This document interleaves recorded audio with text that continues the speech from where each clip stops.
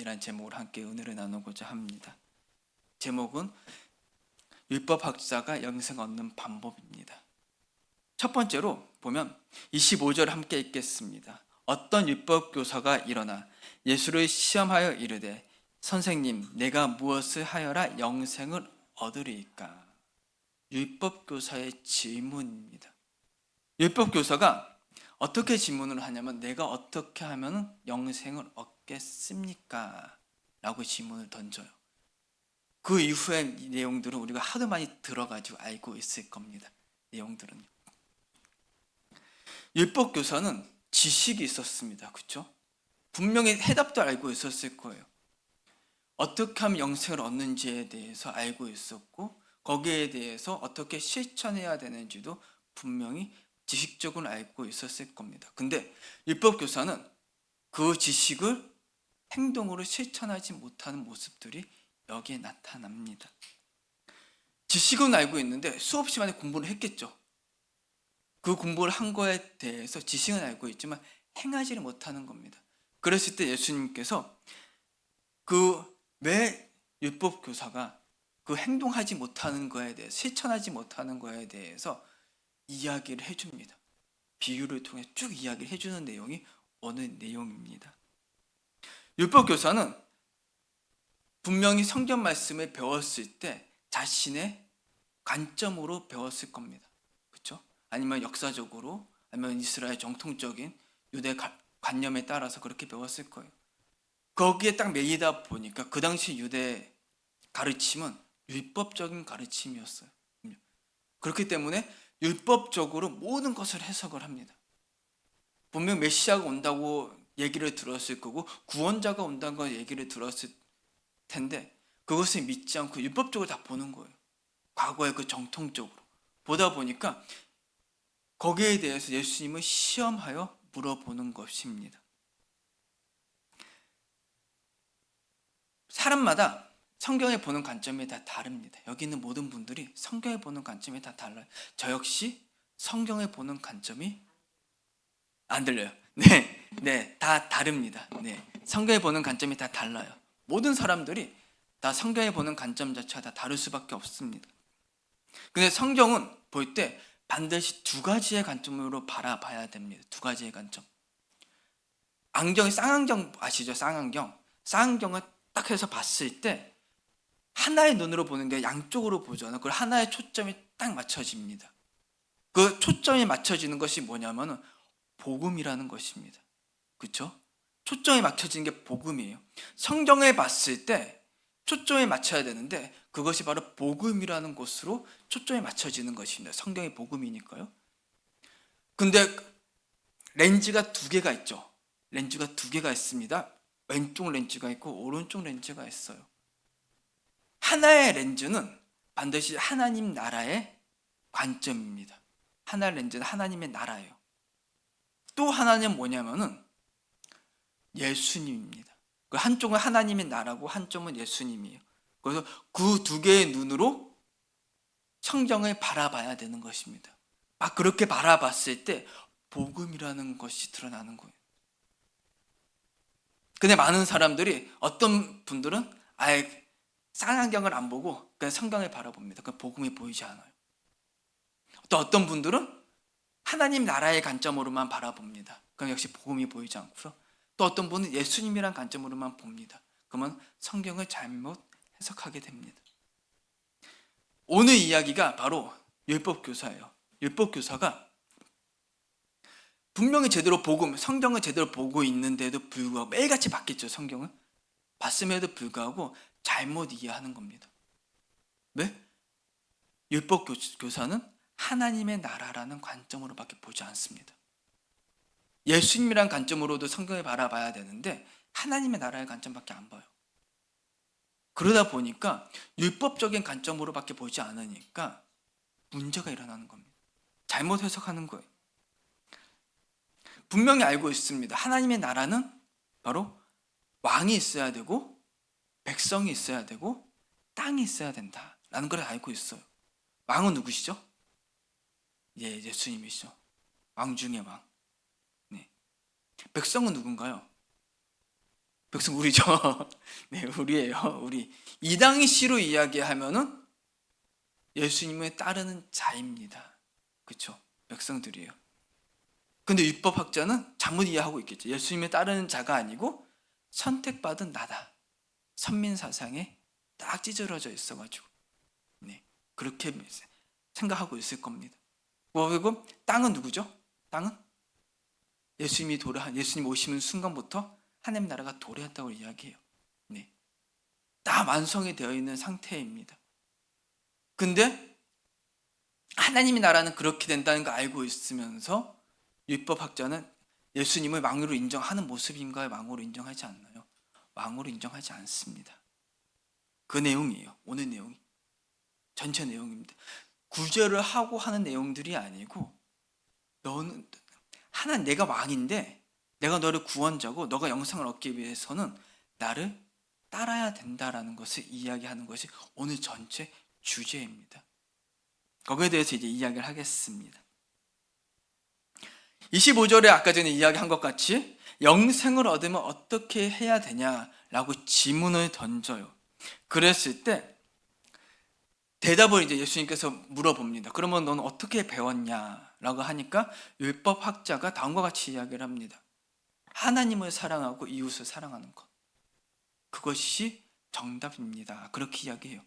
그러자 예수님께서 똑같이 대답을 합니다. 맞다. 너가 얘기하는 것이 맞다라고 이야기를 해요. 그러면은 율법학자는 정답을 알고 있는 겁니다. 하나님을 사랑하는 것이 무엇인가요? 우리는 다 이야기 알고 있어요. 그렇죠? 과거 사람이 아니고 복음을 알고 있기 때문에 우리는 알고 있습니다. 하나님을 사랑하는 것, 바로 예수님을 사랑하는 겁니다. 간단해요. 아버지 삼위일체, 바로 그 하나님을 사랑하는 거예요. 하나님의 사랑을 알고 있습니다. 율법학자는. 그런데 예수님을 따르고 있나요? 안 따르고 있죠. 안 따르고 있습니다. 이웃을 사랑하는 것은 무엇인가요? 이웃을 사랑하는 것. 네. 네. 예수님을 사랑하는 것, 또 이웃을 사랑하는 것. 왜? 인간으로 오셨기 때문에. 그렇죠? 또 내 주변 사람들을 사랑하는 것입니다. 그것은 잘 지키고 있을까요? 안 지키고 있을까요? 잘 지키고 있을 겁니다. 아마도. 이 당시에 유대 정통적으로 봤을 때 율법학자 정도면은 분명히 이웃 사랑은 잘 실천하고 있을 거라고 생각이 듭니다. 그런데 율법학자는 이웃을 실천하는 걸 왜 실천을 할까요? 간단합니다. 율법을 지키기 위해서입니다. 간단해요. 율법 속에 갇혀 있으니까 율법을 지키기 위해서 이웃을 잘 사랑할 거예요. 율법에 그렇게 써 있으니까. 그런데 하나님은 잘 사랑하고 있을까요? 사랑하고 있지 않죠. 율법에 써 있는데도 불구하고 율법 속에 갇히는 겁니다. 그 하나님은 아마도 우리가 우리가 알고 있는 아버지 하나님만 사랑하고 있는 거. 아들 예수님은 사랑하고 있지 않는 겁니다. 왜? 율법에 갇혀 있으니까 성경을 그릇되게 바라봅니다. 아무리 이웃을 사랑한다고 이야기한다 하더라도 이 율법학자는 율법대로 살아가고 있는 건가요? 아니죠. 율법에 갇혀 있는 겁니다. 율법대로 살아가는 것이 아니 율법에 갇혀서 하나님도 제대로 사랑하고 있지 않고 이웃도 제대로 사랑하지 않는 모습들을 우리는 유추할 수가 있는 것입니다. 이 내용이 어디 나오냐? 예수님의 그 예화 가운데 나옵니다. 율법학자보다 더 유명한 사람이 있습니다. 여기 보면 그 율법학자보다 유명한 사람이 누구일까요? 그 당시에 제사장입니다. 예수님의 예화를 보면 강도 만난 자가 있는데 제사장은 그것을 보고 어떻게 하나요? 지나가요. 네, 지나가요. 왜 지나갈까요? 그 사람은 도와주면 율법에 어긋나기 때문에. 네, 간단하죠. 율법에 어긋나기 때문에. 율법을 지키는데도 그 율법에 갇혀서 이웃사랑을 잘 실천한다 못한다? 실천하지 못하는 것입니다. 그런 모습을 볼 수 있어요.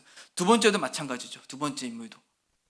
실천하지 못합니다. 엄청나게 많이 배웠음에도 불구하고 율법 속에 갇히니까 실천하지 못하는 모습을 우리는 볼 수 있습니다. 바로 이것이 오늘 나오는 율법학자의 모습이에요. 아무리 지식이 많으면 뭐합니까? 아무리 메시아에 대해서 알았고 배웠고 아무리 율법대로 살아가면 무엇합니까? 가장 중요한 하나님 사랑, 이웃 사랑도 지키지 못하는 모습을 우리는 볼 수 있습니다. 그래서 율법학자가 자기는 지식적으로 대답을 아니까, 정답을 아니까 질문합니다. 예수님은 잘 알고 있는지에 대해 질문을 해요. 그러면서 29절에 보면 그 사람이 자기를 옳게 보이려고 예수께 여짜오되 그러면 내 이웃이 누구일까? 라고 질문해요. 그 다음에 쭉 이야기합니다. 율법학자부터 이야기하면서 마지막 나오는 인물이 누구죠? 바로 사마리아인입니다. 결국은 강도 맞는 자를 누가 도와주냐? 우리가 다 알고 있는 것 같이 사마리아인이 도와줍니다. 그러면 맨 마지막에 질문 또 이야기하면 다 예화를 끝나고 난 다음에 36절에 보면 이렇게 이야기합니다. 예수님께서 이야기하는 장면이에요. 내 생각에는 이 세 사람 중에 누가 강도 만난 자의 이웃이 되겠느냐라고 이야기합니다. 이 질문은 어디하고 똑같냐? 25절에 있는 질문입니다. 내가 무엇을 하여야 영생을 얻겠습니까? 라는 질문이에요. 내가 무엇을 하여야 영생을 얻겠습니까? 이때 이야기하는 것. 내가 이 사람 중에 누가 강도 맞는 자의 이웃이냐 하면서 37절에 보면 이르되 자비를 베푼 자니이다. 예수께서 이르시되 가서 너도 이와 같이 하라. 영생을 얻기 위해서는 바로 36절, 37절 같이 해야 되는 것입니다. 근데 여기서 강도 만난 자의 이웃에 대해서 이야기를 합니다. 예수님께서 그쵸? 근데 율법적으로 이 성경 말씀을 보면은 어디에 치우치게 되냐? 율법적으로 보게 되면은 영생에 치우치기보다는 내가 선한 사마리아인이 되는 겁니다. 예수님의 그 말씀에서 예화에서 내가 선한 사마리아인이 돼서 율법적으로 치우친 자의 행동입니다. 내가 선한 사람이 돼서 이웃을 도와주는 겁니다. 강도 맞는 자를 도와주고 지금 현재 바로 율법 교사가 행동하는 것 같이 그 삶 같이 이웃을 도와주는 것, 그 이웃을 보살펴 주는 것, 그렇게 하는 것을 바로 그렇게 생각을 할 것입니다. 율법에 갇힌 사람들은 내가 선한 사람인이 돼야 돼요. 다른 말로 이야기해 볼게요. 율법에 갇힌 사람은 내가 구원자가 돼야 됩니다. 이 사람은 내가 도와줘야 되는 거예요. 율법에 갇힌 사람은 내가 선한 사람인이 돼서 이웃에게 선한 일을 행동해야 되는 것입니다. 그것이 율법에 갇힌 사람들의 생각입니다. 이 질문을 했을 때 율법학자는 분명히 그렇게 생각했을 거예요. 나는 잘 살고 있구나.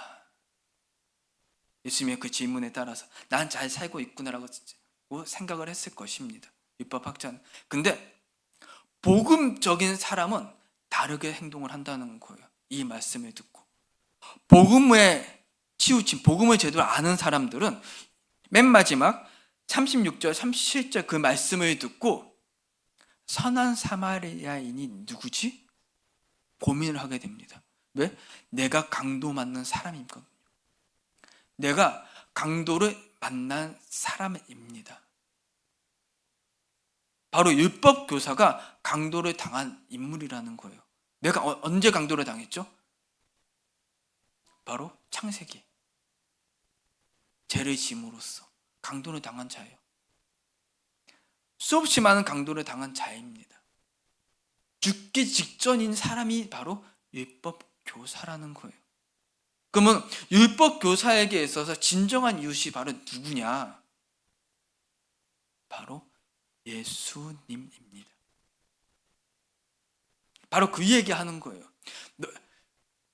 그러면 맨 처음에 25절에 내가 어떻게 해야지 영생을 얻겠습니까? 라는 질문의 대답이 바로 36절, 37절에 있는 것입니다. 너가 강도 맞는 사람인데 너가 정말 영생을 얻기 위해서는 선한 사마리아인을 만나야 돼. 그 사람이 바로 나야. 너 바로 앞에 있는 사람이 선한 사람 사마리아인이고 너를 영생으로 이끌 수 있는 사람이 바로 앞에 있어. 그럼 너는 어떻게 해야겠니? 가서 너도 이와 같이 하라라고 이야기하는 것입니다. 그래서 나를 따르라고 이야기하는 거예요. 나를 따르라고. 예수님을 따라야지 영생을 얻을 수 있다라고 이야기하는 것입니다. 이 성경 말씀의 전체 내용이 바로 그 내용이에요. 복음 중심적으로 봤을 때는 주인공이 누구인지 압니다. 성경 말씀을 봤을 때.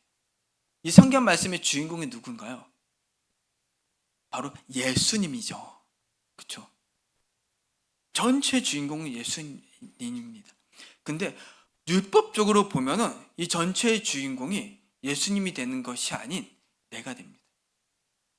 왜 내가 나 중심적으로 이웃에게 사랑을 베풀어야 되거든요.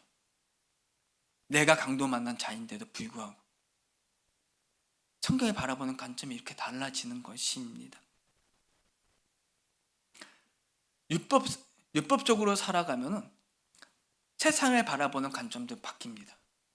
반대로 복음적으로 보면은 세상을 바라보는 관점이 좀 선하게 바뀌게 됩니다. 세상만이 아니고 성경을 바라보는 관점도 마찬가지입니다. 율법적으로 보면은 성경을 그릇 해석하게 돼요. 그렇죠? 그렇게 해석하게 됩니다. 반대로 복음적으로 보면은 성경을 제대로 보게 되고 올바르게 행동할 수가 있는 것입니다. 복음적으로 봤을 때는 우리가 실천하기가 성경 말씀대로 실천하기가 그나마 조금 쉽습니다. 언제보다는요? 율법적으로 볼 때보다는 말입니다. 그렇다고 엄청나게 쉽다고 이야기하는 것은 아닙니다. 율법적으로 바라봤을 때 행동하는 것보다 행하는 것보다 복음적으로 성경을 바라봤을 때 그것대로 실천하는 것이 조금 더 쉽다는 것입니다. 성경을 바라볼 때 온전히 바라보기 원합니다. 두 가지의 관점으로 바라봐야 된다고 이야기했습니다. 바로 하나님의 나라, 또 한쪽은 예수님. 그렇게 바라봤을 때 성경을 온전히 바라볼 수가 있고 거기에 따라서 내가 실천을 할 수가 있는 것입니다. 성경을 온전하게 바라보지 않으면 내가 하는 실천 자체가 그릇된 실천이 됩니다. 교회를 사랑해야 되고 하나님을 사랑해야 되는데 종종 한 번씩 담임 목사님을 사랑하게 되고요. 그런 모습들이 있죠. 그렇죠? 거기에 있는 율법적인 행위들을 사랑하게 되고요.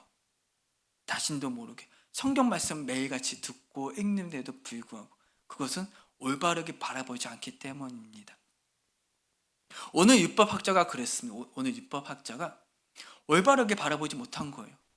하나님의 나라, 예수님의 관점을 딱 해가지고 성경을 바라봤어야 돼. 하나님의 말씀을 배웠어야 되는데 그렇게 배운 것이 아닌 잘못 배웠기 때문에 한쪽을 치우쳐서 배웠기 때문에 예수님이 바로 앞에서 직접적으로 나를 섬기라고 이야기함에도 불구하고 딴 생각을 하는 것입니다. 이런 모습이 오늘 율법학자의 모습이었습니다. 우리는 정말 성경 말씀을 읽을 때 제대로 된 관점으로 복음적인 관점으로 성경을 봐서 성경을 읽고 성경을 봄으로써 정말로 하나님이 말하는 것이 무엇이고 하나님의 뜻이 무엇인지 알아가길 원합니다. 아멘. 기도하도록 하겠습니다.